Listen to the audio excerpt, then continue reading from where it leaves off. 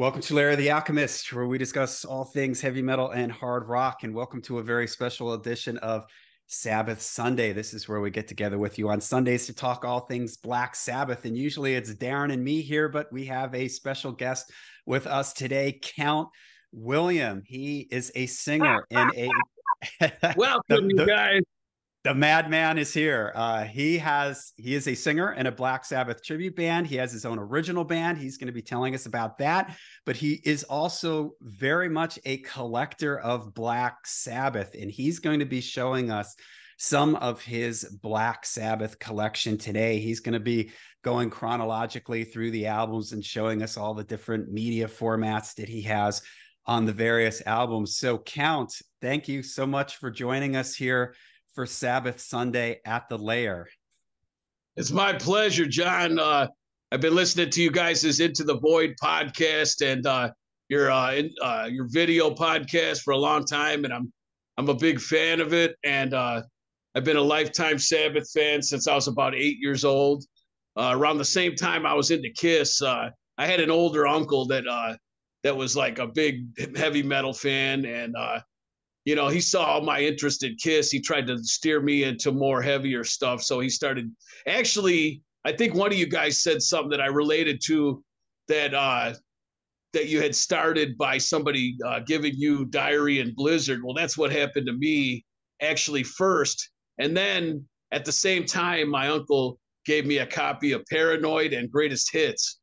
And so I started with those three. Actually, I was listening to Blizzard and Diary a little bit more first, because that's, when I was about that age. And then I went into Paranoid. And then the next thing you know, I was just like lost into Greatest Hits. And next thing you know, Born Again came along. And before I knew it, I was filling in the gaps with, all the different Sabbath albums. Nice. So now you're in a tribute band, a Black Sabbath tribute band, and you have your own original band. Tell us about those two bands. Okay, the current band I'm in is a Black Sabbath tribute called After Forever, and I'll send you the links and all that stuff later. We're in the Chicago area.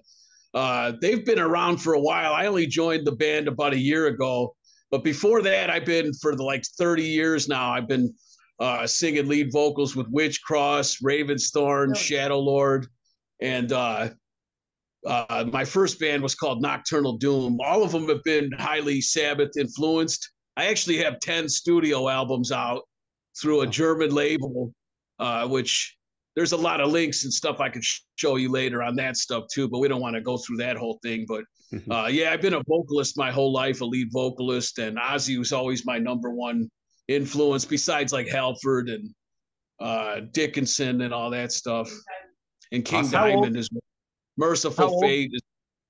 I am 51. Now, how old were you when you first heard Sabbath, or you heard Ozzy before you heard Sabbath? I was 8. How old were you? You were 8? I was 8.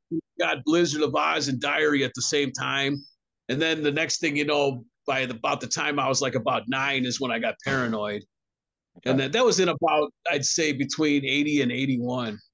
Around 81, I'd say about. It was right when probably. I'd say 81 because Diary had already come out by then. So he had both copies up in his bedroom, and he lived with my grandmother at the time. I had already been listening to Kiss because I had this young Mexican friend who played in a band who was like 5 years older than me. And I'd go riding down the street on my bike, and I kept hearing noise from this garage, and I stopped in there and watched them jam. And the next thing you know, this guy, after he got done jamming, his name was Chacho Montemayor. And he's like, you should come in this room and let me show you some stuff. And then he handed me a copy of Kiss Alive 2. And he's like, this one's scratched. I bought a new one. You could just take that one home with you. And then after that, it just set me on a course. But with Sabbath and Ozzy, I started telling my uncle, who was probably in his 20s by this time, Uncle Dave, I'm into Kiss and all this. I keep telling him all this stuff. He's like, wow, I can't believe you're into heavy metal at such a young age, And the next thing you know, he's like, you should listen to this. And he gave me Blizzard and Diary together. And that was probably between 81 and 82. And then he's like, oh, by the way, Ozzy was the singer of Black Sabbath. Here, take this one too. And he gives me Greatest Hits. But he gave me the cassette of Greatest Hits. So I started walking around on my Walkman listening to greatest hits all the time. And then little by little, you know, as I started, you know, venturing into record stores and all that, you know, mowing lawns to save money. And little by little, that's when I started saving up and filling in the gaps in my collection here and there. But it never stopped until, you know, I just keep on going through life, buying so much stuff that I drive my wife crazy. Nice, nice. So when did you get into, oh, and I will be leaving links down below to all of your projects and everything. But when did you start like collecting Black Sabbath stuff? What got you into the collecting side of it? As soon as I realized how to join Columbia Record and Tape Club through the back of a Hit Parader magazine, and my mom's like, "Holy crap! How is Bill getting a box of all these albums?" You know, and my stepdad's freaking out, and he's like, "How's he getting all these albums?" You know, because I never said how old I was when I joined and wrote out remember those little joining forms for Columbia Records in the back of the Parader? They don't bill you till later. So pretty soon I was like, you know, Mom, I need like about $20. And you're still waiting for the bill to come in. But seriously though, as I got really, where I started really spending the money, probably, you know, in my younger teen, by the time I was 14 or so, I started going to concerts. Actually, like my first concert was probably around the Kiss Animalized days, you know, but my first Sabbath one wasn't until actually Dehumanizer. And it was probably 1973. And then after that, I never missed a tour. I've actually seen Sabbath 25 times. I met him once in '98 at one of those Tower Records autograph sessions for the Reunion album. And your wife in the Chicago area. And I met Ozzy at Rolling Stone Records in 2001. Nice. Which you may or may not have seen that photo of me that's always on my wall on Facebook. Nice. Is that your wife? Is that your wife in the room that talking at the same time? Yeah, I should tell her to. No. Bring her in. Sounds like she's got a lot. She's got a lot of stories too. The funny thing is, the reason how we met, I went into a bar one night that I didn't even want to go into. I was trying not to drink that night. I didn't want to miss work or anything. And we start talking, and she starts telling me that she's like 5 years older than me, and she had gone to the Never Say Die concert when she was 12. And that's how we started talking at the bar. And the next thing you know, we've been together ever since. Awesome. But actually, I wish I would have seen Ozzy that long ago. I didn't see Ozzy till about the No Rest for the Wicked tour, actually. Yeah.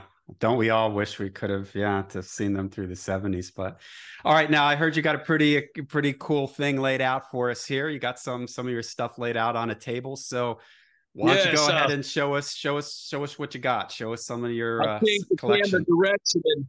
I'll change the camera direction, and then I'll begin my crazy narration. If it gets too long, take it away. Let me know. Cut it. Here we go. Okay. First, I'm going to show you in the background. It's like a 4-foot by 3-foot picture of Ozzy. I'll have to get a little closer on that one. But I'll start off down here with the first Sabbath album. I got I'm not going to like open them up and slide all the vinyls out probably, but I got the original Warners, then the Vertigo one laying next to it. And underneath that is a regular Black Sabbath CD. And I also got the double deluxe CD version that came out. This is actually not the one from Europe, but this is one that Warner Brothers put out that they started doing one that was like very similar to the ones that came out from out in Europe. But as I move through here, there's some weird stuff in here too. I've got some bootlegs. That one's some of these are really old cassette bootlegs. That one's called Witch Gathering, Wichita, Kansas, 71. Those are ones I had to make my own covers for. But as I go through, here's my original old vinyl of Paranoid. It's a little bit of light shimmering in here. And then I got that super deluxe, the box set vinyl version. There goes my Ozzy doll. That came with like a replica Paranoid tour program in that one. I don't know if you guys may or may not have those. Those super deluxes that came out were absolutely outstanding. I have to highly recommend those. Oh yeah. You guys have those? Oh yeah. Oh yeah. Yeah. Yep. We've done videos on them too. Well, then I won't waste too much time going through all the stuff in there. But as I go through this, this is actually, I should move down to this one. This is kind of a rarity.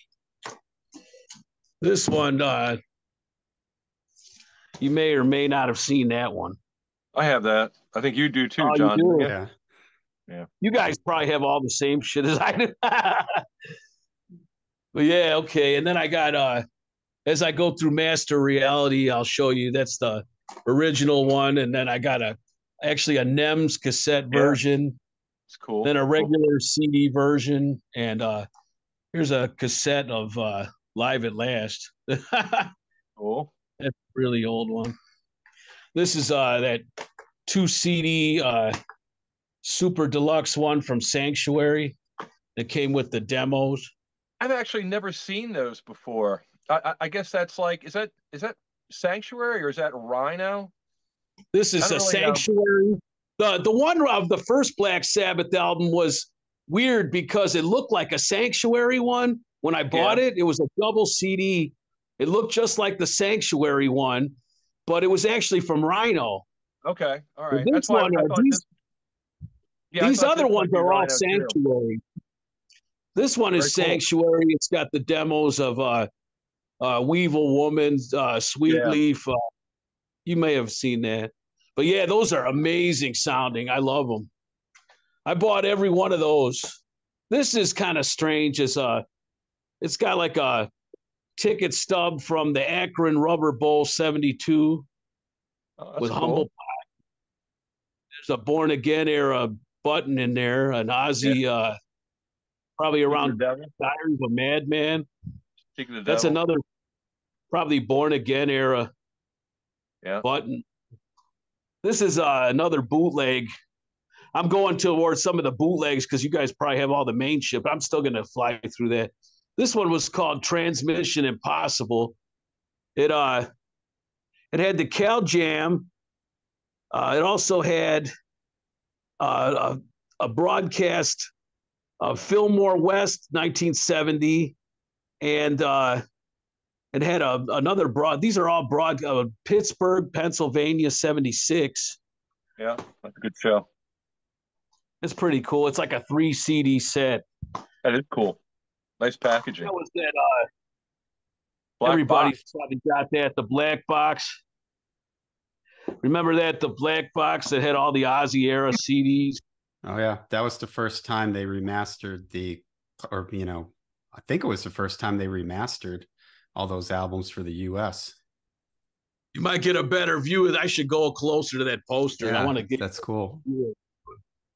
Bear with me as I slide over here. You may need to edit that part for a second, but I want to get you a kind of a closer view of that poster.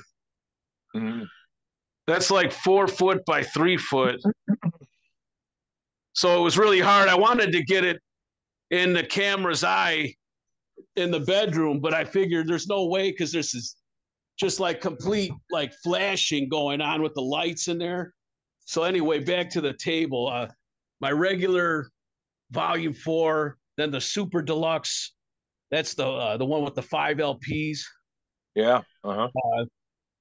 This is a really weird, rare bootleg Dayton, of Ashbury 72. Park. The Dayton 72?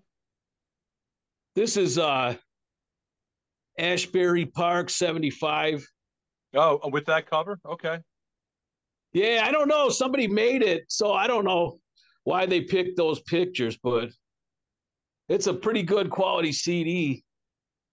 Then here's an old NEMS Volume 4 cassette. This is really weird looking. Here's a different Warner Volume 4. Cool. That's the way my Little bit original different. Warner Volume 4 cassette. Yeah, that's exactly what mine looked like. Then there's the regular Volume 4. You can't have enough Volume 4s, ain't it? Technical Ecstasy Super Deluxe. Then there's the regular CD of Technical Ecstasy. Cassette Technical Ecstasy. That's an old one. I think that's my first one I ever. Oh, this is something I really wanted to show you. I ordered it from a guy in Poland. I didn't think it was ever going to come. It took like 6 months to get here. But it was Cal Jam on vinyl. Double record. Cool. Even though now, I still don't think, no, they've never put that into one of their collections, but they actually, in the Volume 4 one, they had kind of like a more remastered version of the Live at Last, but it was like, it had a little bit extra stuff in there. But this had a really cool inside of the you do? I have that poster. I don't have that record, but I have that poster. Oh, yeah, I don't have the poster. That's very cool. And then here's the back of it. I think they changed the song order a little bit to fit the record because the Children of the Grave's usually toward the end. I thought. I'm not sure, but that's the order that it was on the record. It's a little different, I think. But that's that one was that 74 Cal Jam record. Then Sabbath Bloody Sabbath. This is a version of the vinyl that, oh, Jesus Christ. Bear with me.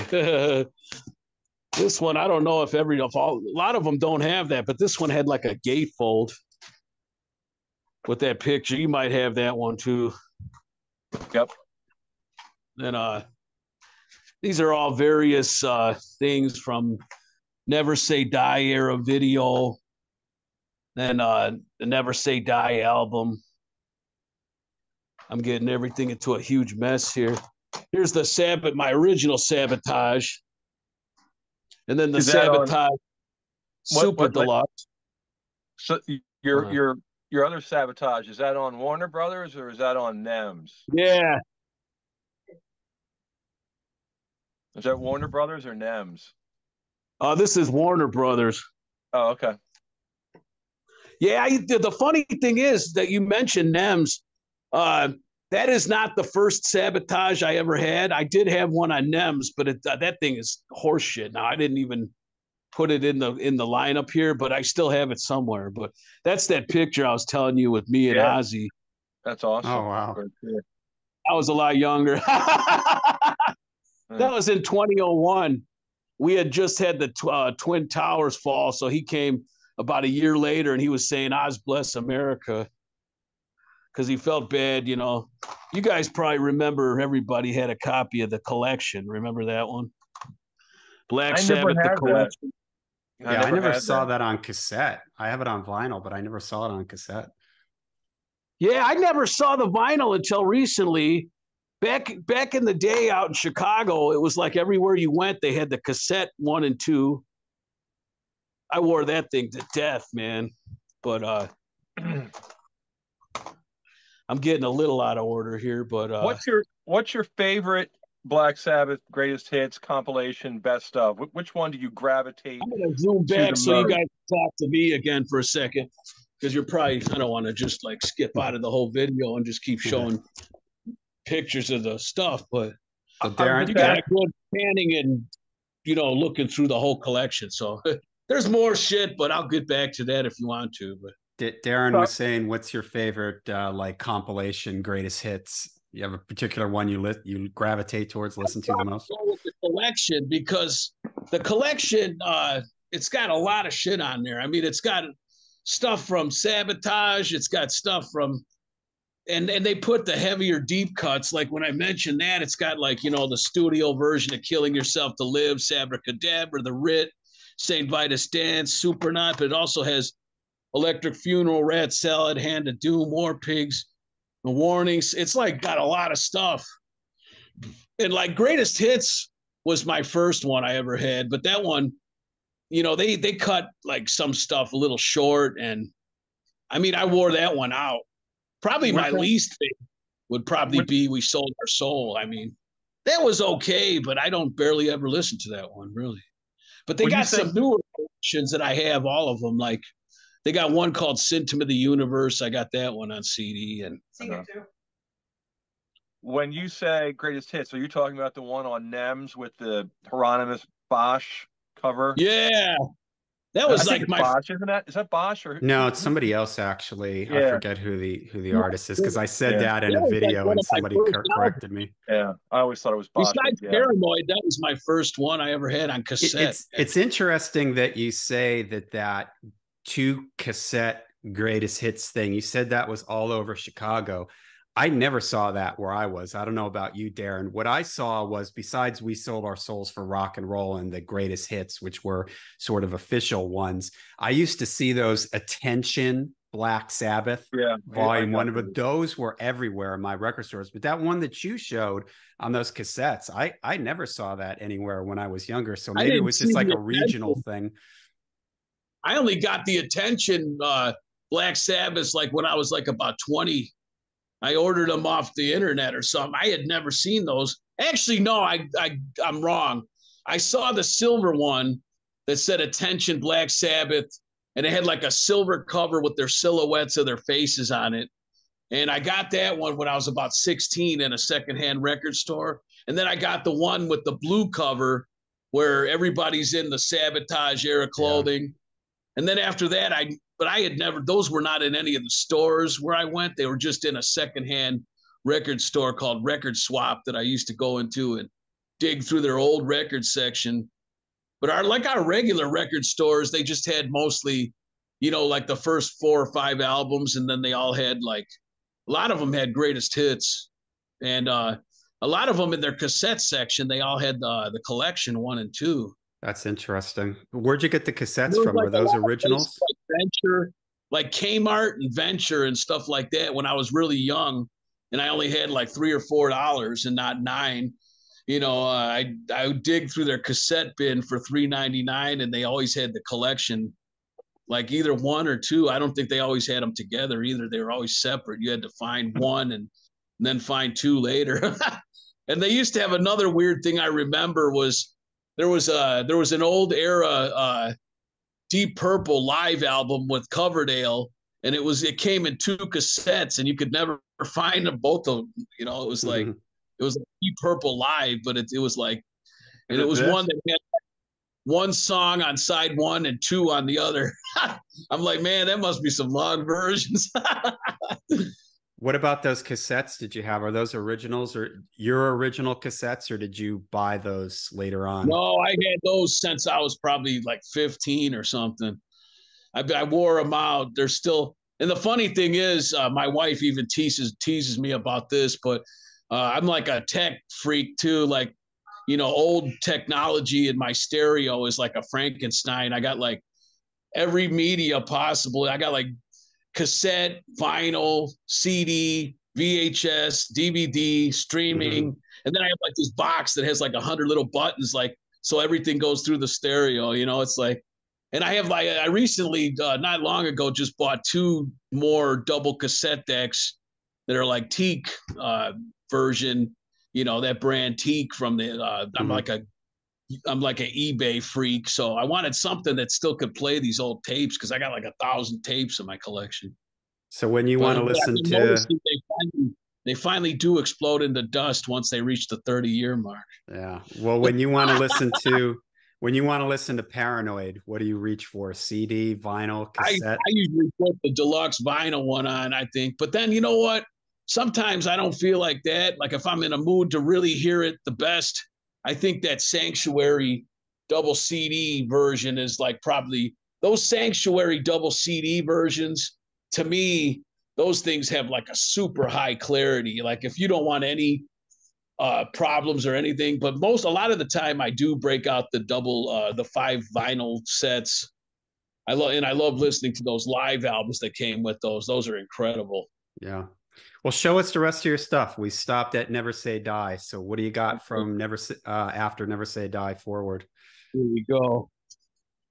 I'm going to go down to probably, I only got a couple Heaven and Hell. I got the Heaven and Hell cassette. And then the old Heaven and Hell CD. I mean, it's not that old, but then I got the double Sanctuary Heaven and Hell. That one comes with like you guys got that one? Yeah. That one, yeah, you do probably. That one came with that, that extra live tracks and stuff. And then with Mob Rules, I bought the double vinyl, and that one's got not as many live tracks as the double Sanctuary CD version. That's got like the whole fucking concert on that one. Hammersmith, you got that one too? Yeah. Okay. This is gonna blow your mind because you guys, I listened hot and heavy to your Born Again discussions. There's two different Born Agains. This is the double Sanctuary Born Again with the live concert. And but this thing is a homemade bootleg from a freak that I know. It's like a whole bunch of Ian Gillan Born Again era bootlegs that are, he did like picture discs of them, but it's got like Montreal, and then it's got the demos, then it's got Worcester. Try to get that in focus for you. Then it's got San Francisco, California. Nice. But this is pretty cool the way he did it. He did them like in picture discs, which is pretty awesome. Yeah, cool. I see here's, and then there's that's cool. Hell yeah! But since we're on that era, I didn't mean to skip over. I got a deluxe Sanctuary Live Evil too, which that was a little rarer. They didn't really expand it into an extra CD, but you guys got that one too? Yeah. Yeah, all right. Yeah, I haven't had a chance to buy the new super deluxe vinyl of Live Evil. But here's a really tripped out Born Again tour program. William, something you may be interested to know is that the Sanctuary CDs, those are actually the UK masters, and the Rhinos are the US masters. So when you say there's a better clarity to the recording when you listen to the Sanctuaries, it's because the masters were notoriously better than the original Vertigo masters in the UK, and that's what those CDs are sourced from. Wow, that's interesting. You said that. I had a feeling because you were talking about in one of the podcasts you were mentioning how the Vertigo of the first Black Sabbath album had a higher clarity, and I had got that one from a British friend of mine through Facebook. Sent me that copy, which I'll go back and show you that one in a few minutes. But he sent me like a really nice copy of it, and I totally understood what you meant about that, as opposed to the Warner pressing of the record, that the Vertigo one sounded way better. Now this, you probably guys have this too, but that's the double CD version of the Eternal Idol, I'm sure. And then here's an old Eternal Idol cassette. Yeah. Cool. And I'm just trying to show as many different albums as Humanizer. Oh, here's a Tear CD. And here's a original Tear cassette. And what else here? Here's a Mob Rules tour program that still has the tickets. Actually, it's got the tickets for the Mob Rules show and the Born Again show. There's the Born Again. There's that. Actually, that's the Mob Rules ticket. It says December 4th, 1981. Yeah. And this would be right here, would be 83. 3. Yeah. Yeah. Awesome. But anyway, here's a little, I don't have time to go through it all like too close up, but here's a You guys probably have this one too, but not Sabbath, but it's that of course the Ozzy fucking Blizzard and Diary box set. Oh yeah, yeah, we got that. Oh yeah, and that's a smattering of different greatest hits albums. The Dio years, the box. That's that Chinese box set that's got the whole collection of all the albums. And then the collection. There's the reunion CD, the Heaven and Hell DVD. Since did you ever get into Focus that Blizzard of Oz doll in there? No, we didn't see that. It's a giant Blizzard of Oz doll. It's like about 15 inches high or something. I've seen that. Yeah, that's pretty valuable now, isn't it? Yeah, I don't know. I'll never sell it, but I love it too much. Very cool. Yeah. There's that original, that old Ozzy action figure that they did from McFarlane. Yeah, remember that. And these are hilarious because you guys will probably think this is funny. The whole Osborne family. There's Ozzy. Cool. There's Sharon, Kelly, and Jay. These are not from the albums, but these are Black Sabbath buttons. I put them all like on a T-shirt. There's an old pin. And then these are little ones here. Cool. Very cool. And these are all different T-shirts that this is weird. I just thought, fuck it, put them up here and just take them off one by one. That's a tripped out shirt that I don't see too many people wearing. It looks like it's from, like a photo looks like it's probably Technical Ecstasy era. I think that's. But they put this, it's like black and white, but they put this weird like blue paint psychedelic look to it. Yeah, very cool. All right, and then that's a Sabbath, Bloody Sabbath era one. Yeah. Well, I mean that's what it says. It says Sabbath, Bloody Sabbath on the back.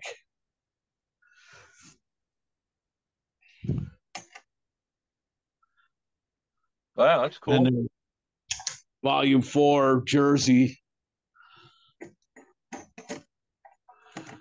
This is crazy. I hope it's not too shaky of a camera ride here. Live Evil t-shirt. Yep. There's a 99 reunion shirt. And 13. Uh-huh.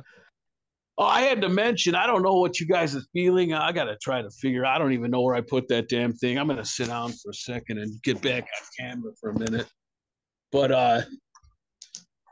I'll probably look it up in a little while. But I never really heard what you guys' feelings of you know that album that came out, it was on sale only at the shows. It was like leftover tracks from 13. I thought that one was halfway deep. The End, or what did they call that? The End. Yeah, it was weird because they had a live album, The End, and then they had that studio one, The End. But I actually kind of liked some of those tracks that were on there. Were pretty tripped out. They're pretty cool. Yeah, there were 4, I believe, studio tracks that didn't make it onto 13, and then there was like 3 or 4 live cuts, I think, that they put on it, and they were only selling it at the shows. But yeah, I actually thought, I forget what the first song on that CD, I forget what it's called. I always thought that was a good one that could have been on the 13 album. Season of the Dead. Yeah. Cry All Night, Take Me Home, Isolated Man. Yeah, Seasons of the Dead was one. The funny thing is, they had enough tracks to put out another whole album.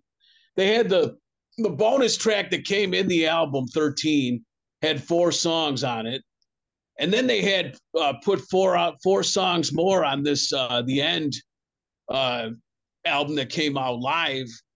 But the funny thing is, you know, when I took my CD player, I just like made my own album of that one. So it was like they had the follow-up album to 13, you know. Yeah. I've seen people do that and sell it, and they call it 14, you know, and they put together all those extra tracks. It's sort of surprising that they haven't taken those extra tracks and maybe like put it on vinyl or something like that and done something to make money off They of it, could have because put all of it into one box set. Oh, yeah, I or just didn't done even something. something I really wanted to show you guys real quick. This is not albums, but thank God for once this thing's actually working. The Sabotage original tour program. That's not the recreation that's in the Sabotage box set, which you guys probably have that one, right? Yeah. Yeah. But this is the original one that was I bought off of eBay. It's got the same stuff on the inside, but it just has a different cover.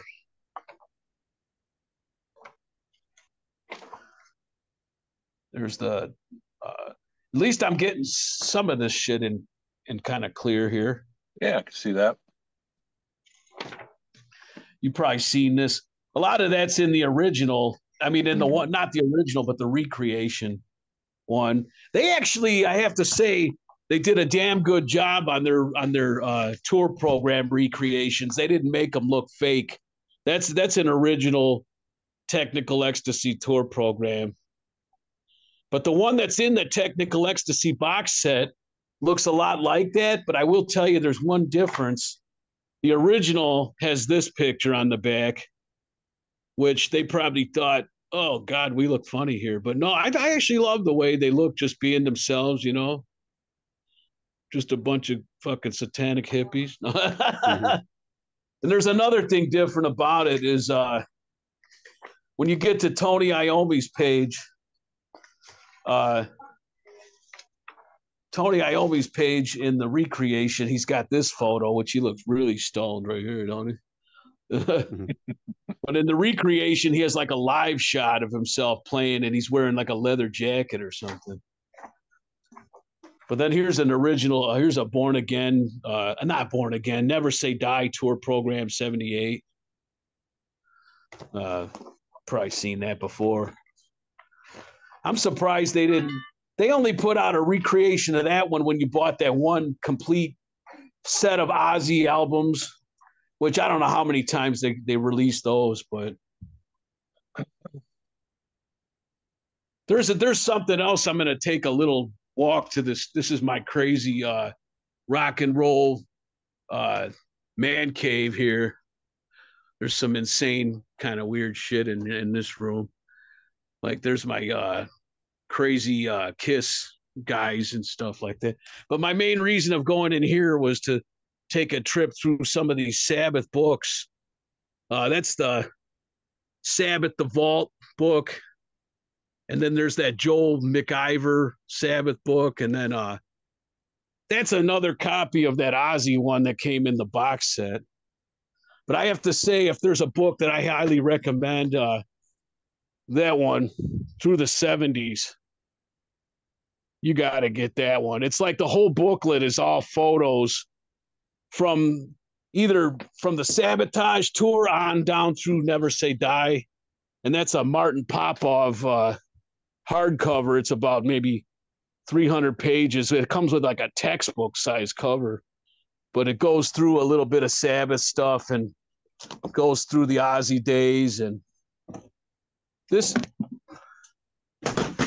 is my oldest songbook, Black Sabbath, Shattering Sounds from 4 albums.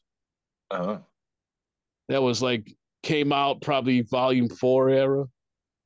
But the funny thing is, some of the lyrics that were in that one, I've been singing my whole life. And then when they put them out the real way, it's like, that's not how it's supposed to go. But anyway, this is an old one. You may remember. Everybody, a lot of people have that Ozzy Osbourne heavy metal photo. And then there's the old Chris Welch book. Oh yeah, that's a first pressing. Oh, no kidding. Yep. I know I had another one that had the devil bat guy on there. Yeah, that's one I have. The typical I Am Ozzy's. Everybody's got that one. And then Iommi's Iron Man.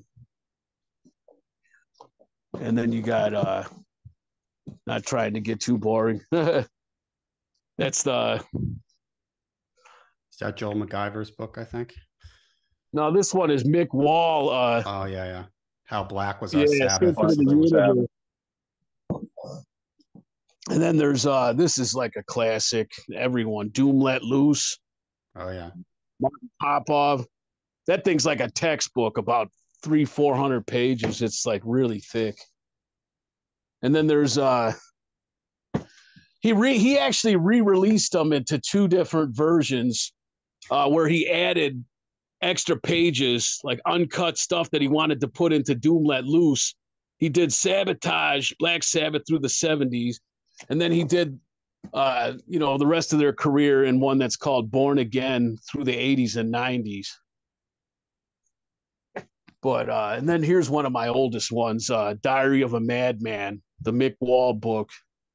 That's probably the first book I ever got. And then this is a really kick-ass giant-sized tapestry. I'll try to get that in focus. And this right here, let's see. There is a metal engraved plaque thing I did. But I'm going to get back. Oh, here's something I want to show you guys really quick, that this is kind of rare.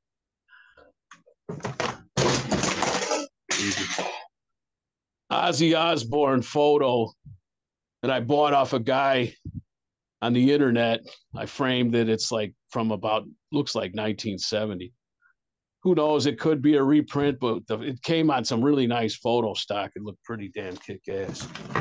That's cool. And, the same guy sent me one. This is another one. It's in glass, but that's probably a better view. Cool. Yeah. And that's that same picture. But anyway, I'll get back to the interview. Oh, I wanted to show you 1 or 2 more things over here. These are all videos. Really, you may have seen that one.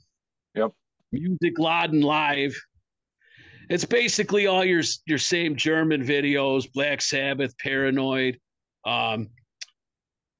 Blue Suede Shoes, Iron Man. And this is one of those really early first pressings of VHS from the Never Say Die concert video. Yeah. Mm-hmm. And then, of course, the Black Sabbath story. Yeah. 1 and 2. And then there's the end live box set. It's kind of too reflective, but anyway, I'll get back to reality here for a second. Master of reality. All right. Well, yeah, that's a lot of really cool stuff there. You've got. I hope it's not too shaky though. Was it all right? No, we were able to. Yeah, we were able to see it. I was too busy trying to hold the camera from shaking. Yeah. Oh, that's all right. Yeah, you got a lot of really cool stuff there. So, this ain't everything, but I thought I didn't want to keep you going till morning light. What's one thing, if you had to pick one thing, the prize of your most cherished Black Sabbath collectible there, what would it be? Oh man, that picture of you with Ozzy. I mean, that's pretty.